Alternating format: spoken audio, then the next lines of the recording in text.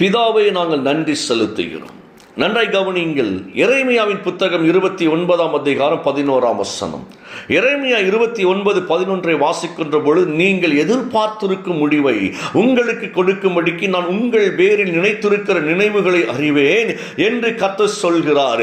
அவைகள் தீமைக்கல்ல, சமாதானத்திற்கு ஏதுவான நினைவுகளே அப்படின்னு சொல்றாருங்க.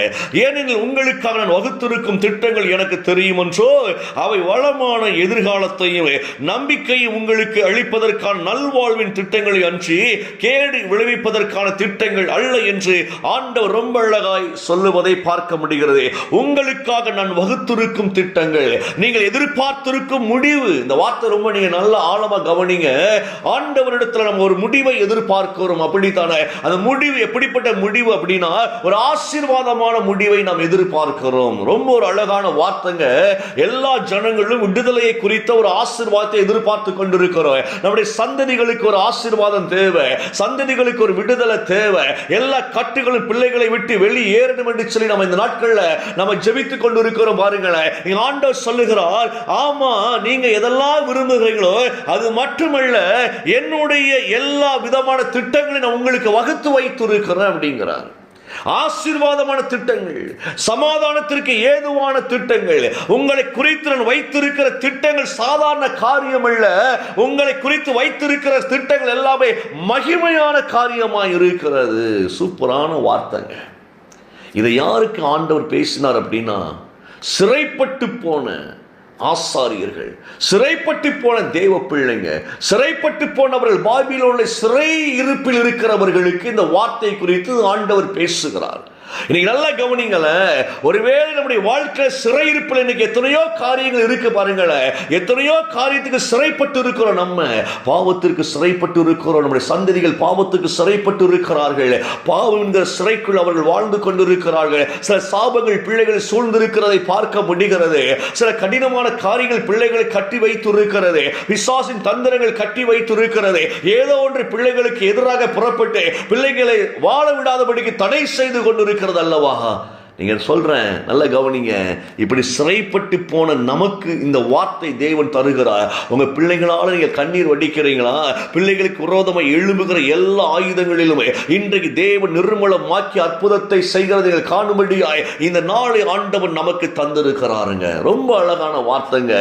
சிறைப்பட்டு போனவர்களுக்கு விடுதலை கொடுக்கும்படியாய் ஆண்டவர் தெளிவாய் பேசுகிறார். பாருங்களேன், நீங்கள் எதிர்பார்த்திருக்கின்ற சகல காரியத்தை காட்டிலும் நான் செய்கிற காரியம் அதை விட மேலானதாக இருக்கும். சூப்பர்லாங்க. நம்ம எதிர்பார்க்கிறோம், உண்மைதான். அதை தேவன் நிறைவு செய்கிறவர் தான். ஆனால் அதிலும் மேலான காரியம், அவர் வைத்திருக்கிற பிளான் வித்தியாசமானதாக இருக்கிறது. நம்ம என்ன எதிர்பார்ப்போம் அப்படின்னா, ஒரு பலவீனம் சரீரத்தில் இருக்குன்னு வச்சுக்கோங்களேன். பிள்ளை ஒரு காய்ச்சலிலேயோ ஒரு வியாதியிலே பலவீனப்பட்டுட்டு அப்படின்னா, ஆண்டவரே இந்த பலவீனம் நீங்குவதாக அப்படின்னு ஜெபம் பண்ணுவோம். ஆனால் ஏசப்பாவுடைய திட்டம் என்ன தெரியுமா? நித்திய காலமாய் பிள்ளைகள் வியாதிப்படாதபடிக்கு ஆசீர்வதிக்கப்பட வேண்டும் என்பது அவருடைய முடிவாக இருக்கிறது. சூப்பர்லாங்க. நம்ம பர்டிகுலராக சில காரியங்கள் சொல்லி ஆண்டவரே இதில் ஒரு முடிவை தாங்க, இதில் ஒரு முடிவை தாங்க, எனக்கு ஒரு வேலை கிடைச்சா நல்லா இருக்கும் ஆண்டவரே அப்படின்னு நம்ம நினைக்கிறோம். ஆனால் கர்த்தரோ, நீ அநேகருக்கு வேலை கொடுக்கும்படியாக ஒரு மாபெரும் திட்டத்தை தேவன் வைத்து உன்னை உருவாக்கி கொண்டு இருக்கிறார். எவ்வளோ பெரிய வார்த்தை பாருங்களேன்.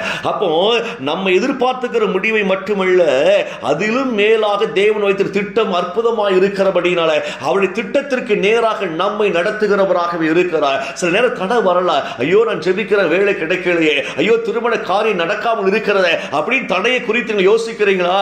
கர்த்தர் பெரிய காரியங்களை வைத்திருக்கிறபடினால அந்த முடிவு உங்களுக்கு சமாதானத்தின் முடிவாக இருக்கும். பயப்படாதீங்க, சமாதானத்தின் முடிவாக இருக்கும். அது இது சாதாரண ஒரு வார்த்தை அல்ல.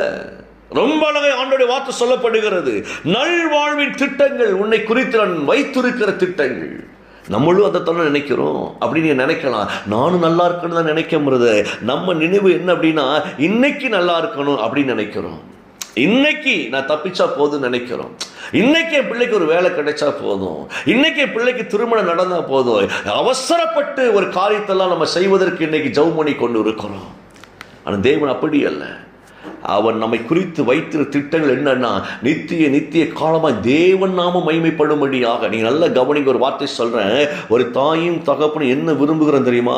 பிள்ளைங்க வழியாக ஐயோ நம்முடைய பெயர் கெட்டு போயிடக்கூடாதே அப்படின்னு நம்ம யோசிக்கிறோம், பயப்படுகிறோம். பிள்ளைங்க நல்லா இருந்தா தான் நமக்கும் பேர் அப்படின்னு சொல்லி யோசிக்கிறோம். அப்ப மாம்சத்தின் பிள்ளைகளாக நாமளே இப்படி யோசிக்கின்ற பொழுது நம்மை உண்டாக்கின தேவன் கெட்டு போக விடுவாரோ? கவனிங்களேன், அவர் பேர் அவர் கெட்டு போக விட மாட்டார்லாங்க. ஐயா ஏன் பிள்ளைங்க சொல்வதற்கு தான் அவர் பெருமைப்படுவார். அவர் யோசித்து பாருங்க. ஒரு ஸ்டூடெண்டை உருவாக்கும் போது ஒரு ஆசிரியர் எவ்வளவு சந்தோஷம், அந்த ஸ்டூடெண்டை வளர்ந்து ஒரு பெரிய போஸ்ட்டுக்கு போயிட்டாங்கன்னா இது என்னுடைய ஸ்டூடெண்ட்னு சொல்றாங்க பாருங்களேன். சந்தோஷமா சொல்லுவாங்க, சார் என் ஸ்டூடெண்ட் எவ்வளவு உயரத்தில் இன்னைக்கு போயிருக்கிறாங்க அப்படின்னு சொல்லிட்டு.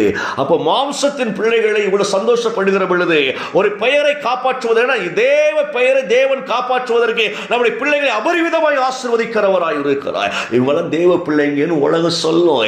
இவங்களாம் கர்த்தரை நம்பினார்கள், கர்த்தருடைய பிள்ளைங்க, இவங்களா தேவன் இவங்க கூட இருக்கிறாரு, தேவன் உங்களுக்கு நன்மை செய்கிறார் அப்படின்னு உலகம் சொல்லும்படியாய் தேவன் விரும்புகிறவராய் இருக்கிறார். நாமளே இப்படி விரும்பும் பொழுது அவன் நம்ம அப்பா எப்படின்னு யோசித்து பாருங்களேன்.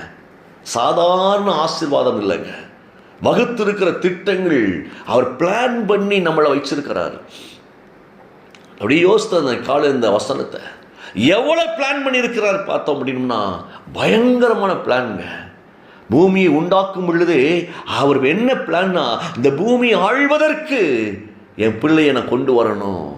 இந்த பூமியை ஆழ்வதற்கு என் தூதன் கையில் பூமியை கொடுத்திருக்கலாமே. தூதர்கள் இருந்தார்களே, தேவன் தூதர்களை உருவாக்கி வைத்திருந்தாரே. ஆனா தூதர்கள் கையில கொடுக்கல, தூதர்களை நமக்கு வேலையாட்களாக வச்சுட்டார் அவர். நல்ல கவனிங்க இந்த வார்த்தையை. தூதர்கள் நமக்கு பணிவிடை செய்கிறவர்கள். அந்த இடத்துல வச்சுட்டு அப்ப நம்மளை எந்த இடத்துல உயர்த்தி வைத்திருக்கிறார் பாருங்களேன். பூமியை ஆளும்படியாய் அவ்வளவு பெரிய திட்டத்தை நம்மள வச்சிருக்கிறார் ஆண்டவர். அதை பிசாசு கையில் ஆதாம் கொடுத்ததுனால தான் இன்றைக்கு போராட்டங்கள் பெருகி கொண்டிருக்கிறது. ஆனால் தன் ஒரே மகனை அவர் அனுப்பி அந்த பிசாசின் கிரியைகளை அழித்து அவர் நம்மை ரட்சித்து இருக்கிறார். இப்ப நீங்க அந்த இடத்துக்கு நீங்க வாங்க. தேவன் எவ்வளவு பெரிய திட்டத்தை வச்சிருக்கிறாரையா. பூமி ஆழ்வது நாமும் நம்முடைய சந்ததிகள், சொல்லுங்களேன், பூமி ஆழ்வது நாமும் சந்ததிகளை, இப்படிப்பட்ட மாபெரும் திட்டத்தை தேவன் வைத்திருக்கிறபடினால நீங்கள் கலங்காதிருங்கள். கவலையோடு கூட இருக்கிறீங்களா? ஐயா என் பிள்ளை கண்ணீர் வடிக்கிறீங்களா? உங்கள் கண்ணீருக்கு தேவன் பதில் தருகிறவராக இருக்கிறார். இந்த அதிகாரத்தை நீங்கள் வாசித்து பாருங்க. எவ்வளவு ஆசீர்வாதங்களை தொடக்கத்திலிருந்து ஆண்டவர் பேசுகிறான்னு தெரியுங்க. நீங்கள் வீடுகளை கட்டுவீர்கள், உங்கள் பிள்ளைகளுக்கு திருமணத்தை முடிப்பீர்கள். எவ்வளவு பெரிய வார்த்தை தெரியுமா? திருமணங்கள் நடக்கும் இயேசுவின் நாமத்தினால. நீங்கள் வீடுகளை கட்டி சுகமாய் குடியிருப்பீர்கள். உங்கள் சிறையிருப்பிலிருந்து உங்களை விடுவித்து உங்களை ஆசீர்வதிப்பேன் ஆண்டவர் சொல்றாரு. உங்க பிள்ளைங்க வீடுகளை கட்டுவார்கள், திருமண காரியங்கள் நடக்கும், சந்ததியை நீங்கள் சுகமாய் ஜெயமாய் வாழ்வீர்கள். பயப்படாதீங்க, கவலைப்படாதீங்க. இந்த வார்த்தை அப்படியே வைத்துக் கொள்ளுங்க மைண்ட்ல. தேவன் நல்லவராகவே இருக்கிறார். அவருடைய அழைப்பு மாறாதது, அழைப்பு மாறாதது. மாறாத ஆண்டவரிடத்தில் அப்படியே எல்லாரும் ஒப்புக்கொண்டு போமா. பிதாவை நாங்கள் நன்றி செலுத்துகிறோம் ஐயா. இயேசுவின் நாமத்துடைய கரத்தில் ஒப்புக்கொண்டிருக்கிறோம். ஆண்டவரே, ஆண்டவரை ஆசீர்வதிக்கப்பட வேண்டும் என்று சொல்லி நீர் நினைத்து வகுத்து வைத்திருக்கிற ஒவ்வொரு திட்டங்களுக்காக நாங்கள் நன்றி செலுத்துகிறோம் ஐயா. தொடர்ந்து எங்கள் வாழ்க்கை அற்புதங்களை செய்வதற்காய் ஸ்தோத்திரம். எங்கள் பிள்ளைகளை ஆசீர்வதிப்பதற்காய் ஸ்தோத்திரம். எங்கள் பிள்ளைகளை ஆசீர்வதிப்பதற்காய் நன்றி செலுத்துகிறோம் ஐயா. நாங்கள் ஜெயம் எடுக்கும்படியாய் எங்கள் சிறையிருப்பை மாற்றி எங்கள் தேவனாய் கர்த்தாவை நாங்கள் உமக்கு நன்றி செலுத்துகிறோம். இயேசுவின் நாமத்தினாலே இணைந்து ஜெபித்துக் கொண்டிருக்கிற ஒவ்வொரு குடும்பத்தின் சிறையிருப்பையை மாற்றினவரே உமக்கு நன்றி செலுத்துகிறோம். ஒவ்வொரு சந்ததிகளையும் ஆசீர்வதிக்கிறவரே உமக்கு நன்றி செலுத்துகிறோம். ஆண்டவரே, தொடர்ந்து பெரிய காரியங்கள் செய்வதற்காய் உமக்கு நன்றி நன்றி நன்றி. இயேசுவின் நாமத்தினால் ஆண்டவரே பிள்ளைகளை ஆசீர்வதிக்கிறேன் நல்ல பிதாவே. ஆமென், ஆமென்.